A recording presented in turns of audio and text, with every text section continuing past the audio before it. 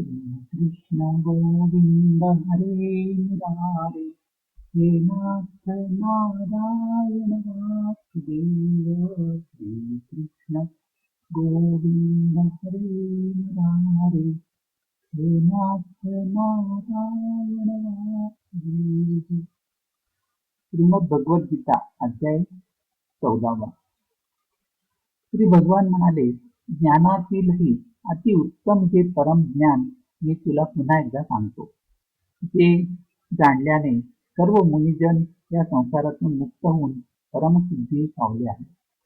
हे ज्ञान धारण करून माझ्या स्वरूपाला प्राप्त झालेले पुरुष सृष्टीच्या आरंभी पुन्हा जन्माला येत नाही आणि काळीही व्याकुळ होत नाही.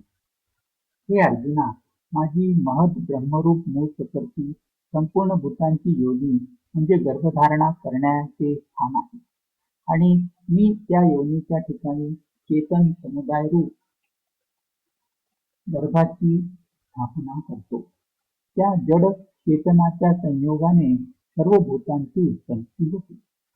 हे अर्जुना, नाना प्रकारच्या सर्व जातीत जितके शरीरधारी प्राणी उत्पन्न होतात त्या सर्वांचा गर्भधारण करणारी माता प्रकृती आहे आणि बीज स्थापन करणारा मी पिता आहे. हे अर्जुना, सत्वगुण, रजोगुण आणि तमोगुण हे प्रकृतीपासून उत्पन्न झालेले तिन्ही गुण अविनाशी जीवात्म्याला शरीरात बांधून ठेवतात. हे निष्पापा, त्या तीन गुणांमधील सत्वगुण प्रकाश उत्पन्न करणारा आणि विकाररहित आहे. तो सुख संबंधीच्या निर्मळ असलेल्या व ज्ञान संबंधीच्या अभिमानाने बांधतो. हे अर्जुना, रागरूप रजोगुण इच्छा व आसक्ती यापासून उत्पन्न झालेला आहे असे समज. तो या जीवात्म्याला कर्माच्या आणि त्यांच्या फळाच्या संबंधाने बांधतो. हे अर्जुना, सर्व देहाभिमानी पुरुषांना मोह पाडणारा तमोगुण अज्ञानापासून उत्पन्न झालेला आहे असे समज. तो या जीवात्म्याला प्रमाद, आळस आणि झोप यांनी बंधन करतो.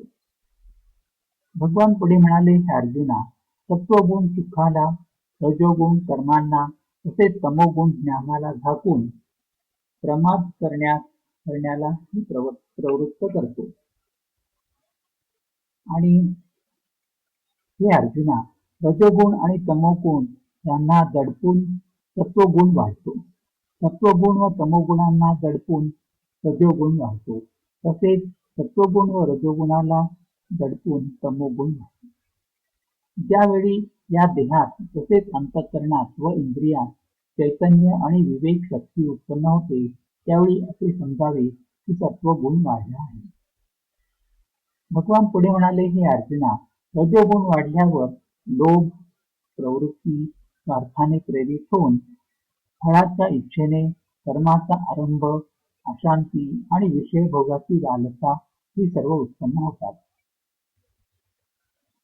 तमोगुण वाढल्यावर अंतःकरण व इंद्रिये यात अंधार, कर्तव्य कर्मात प्रवृत्ती नसणे, व्यर्थ हालचाली आणि झोप इत्यादी अंतःकरणाला मोहित करणाऱ्या वृत्ती ही सर्व उत्पन्न होतात. जेव्हा हा मनुष्य सत्वगुण वाढलेला असताना मरण पावतो तेव्हा तो उत्तम कर्म करणाऱ्यांच्या निर्मळ दिव्य स्वर्गातील लोकात जातो. रजोगुण वाढलेला असता मरण पावल्यास कर्माची आसक्ती असणाऱ्या मनुष्यात जन्मतो. तसेच तमोगुण वाढला असता मेलेला माणूस किडा, पशु इत्यादी मूळ जातीत जन्मतो.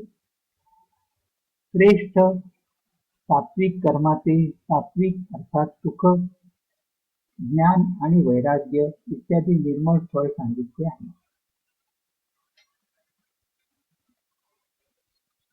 राजस कर्माचे फळ दुःख तसेच तामस कर्माचे फळ अज्ञान सांगितले आहे. सत्वगुणापासून ज्ञान उत्पन्न होते. रजोगुणापासून निसंशय लोभ आणि तमोगुणापासून प्रमाद आणि मोह उत्पन्न होतात आणि अज्ञान ही होते. सत्वगुणात असलेले पुरुष स्वर्गादी उच्च लोकांना जातात. रजोगुणात असलेले पुरुष मध्य लोकात म्हणजे मनुष्य लोकात राहतात आणि तमोगुणाचे कार्य असलेल्या निद्रा, प्रमाद आणि आळस इत्यादीमध्ये रस असलेले तामसी पुरुष अधोगतीला अर्थात कीटक, पशु इत्यादी नीच योनीत तसेच नरकात जातात. ज्यावेळी दृष्टा तिन्ही गुणांशिवाय दुसरा कोणीही करता नाही असे पाहतो आणि तिन्ही गुणांच्या अत्यंत पलीकडे असणाऱ्या सच्चिदानंद घन स्वरूप मला परमात्म्याला तत्वतः जाणतो, त्यावेळी तो माझ्या स्वरूपाला प्राप्त होतो. हा पुरुष शरीराच्या उत्पत्तीला कारण असलेल्या या तिन्ही गुणांना उल्लंघून जन्म, मृत्यू, वार्धक्य आणि सर्व प्रकारच्या दुःखापासून मुक्त होऊन परमानंदाला प्राप्त होतो. भगवंताचे हे वक्तव्य ऐकल्यानंतर अर्जुन म्हणाला, या तिन्ही गुणांच्या पलीकडे गेलेला पुरुष कोणकोणत्या लक्षणांनी युक्त असतो आणि त्याचे आचरण कशा प्रकारचे असते, तसेच हे प्रभू मनुष्य कोणत्या उपायाने ह्या तीन गुणांच्या पलीकडे जातो. भगवान म्हणाले, हे अर्जुना, जो पुरुष सत्वगुणाचे कार्यरूप प्रकाश, रजोगुणाचे कार्यरूप प्रवृत्ती आणि तमोगुणाचे कार्यरूप मोह प्राप्त झाले असता त्यांचा विषाद मानत नाही आणि प्राप्त झाली नाही तरी त्यांची इच्छा करीत नाही, जो साक्षीरूप राहून गुणांकडून विचलित केला जाऊ शकत नाही आणि गुणच गुणात वावरत आहे असे समजून जो सच्चिदानंद घन परमात्म्यात एकरूप होऊन राहतो व त्या स्थितीपासून कधीही ढळत नाही, तसेच जो पुरुष निरंतर आत्मभावात राहून सुख दुःख समान मानतो, माती, दगड आणि चुने यांना सारखेच मानतो, ज्याला आवडती व नावडती गोष्ट सारखीच वाटते, तो ज्ञानी आहे आणि स्वतःची निंदा व स्तुती ज्याला समान वाटतात, जो मान व अपमान सारखेच मानतो,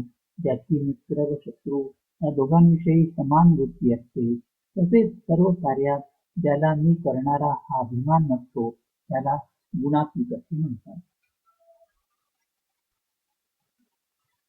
भगवान पुढे म्हणाले, जो पुरुष अव्यभिचारी भक्ती योगाने मला निरंतर भजतो, तो सुद्धा या तिन्ही गुणांना पूर्णपणे उल्लंघून सच्चिदानंद घन ब्रह्माला प्राप्त होण्यास योग्य ठरतो. कारण त्या अविनाशी परब्रह्माचा, अमृताचा, नित्य धर्माचा आणि अखंड एकरस आनंदाचा आश्रय मी आहे. एवढे बोलून भगवंतांनी 14व्या अध्यायात समापन केले. येथे अध्याय 14वा संपन्न झाला. श्रीकृष्णार्जुन संवादे गुणत्रयो विभाग योगो नाम चतुर्दशोऽध्यायः. हरे नमः. हरे नमः.